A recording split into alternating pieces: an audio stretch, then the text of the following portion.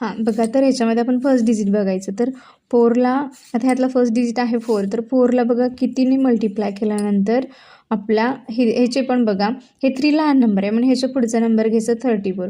4चा table आपला 34 येईपर्यंत म्हणा. 4 4 जार 16, 4 8 जार 32, 4 8 जार 32 आपल्याला माहीत आहे. मग पुढचे नंबर लिहून घ्या.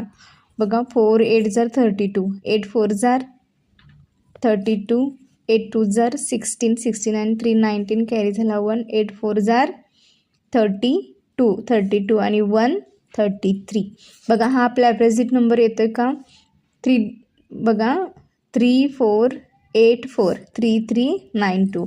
आणि सपोज आपण 4 2 4 इंटू 9, तर आपलं कन्फ्युजन दूर करण्यासाठी एक करून बघायचं. 9 4 जार 36, 9 2 जार 18 आणि 3 21 कॅरी झाला 2, 9 4 जार 36, 37 38. तर हा बघा हा बिगर नंबर येतो म्हणून आपण काय करायचं, मल्टिपल बाय 8 म्हणजेच 3 3 9 2. आता करा मायनस. 4मधून 2 गेले 2, 8मधून 9 जात नाही, याच्याकडून घेतला काय झाले 18, 18मधून 9 गेला 9, 3 0 0. ओके, आता राहिलं 92. इथं घ्या पॉईंट, इथं घ्या 0, कारण इथे 3 डिजिट आहे, हे 2 डिजिट. आता परत एकदा बघा, ह्या 4ला कितीने मल्टिप्लाय केल्यानंतर 92 किंवा फर्स्ट डिजिट येईल.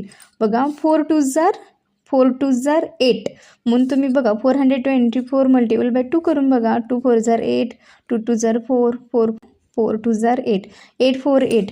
ठीक आहे, तर काय आलं आपण 2 4 2 4 मल्टिपल बाय 2 केल्यानंतर 8 4 8 आलं. ओके, मायनस करा. 10मधून 8 गेले, 2 राहिले.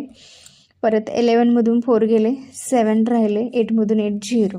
बघा हा पॉईंट दिले म्हणून इथं आपण ऑलरेडी म्हणजे 0 लिहू शकतो. आता बघा आपल्याला माहीत आहे 4 2 4 मल्टिपल बाय 2 आपला आन्सर किती येते 8 4 8.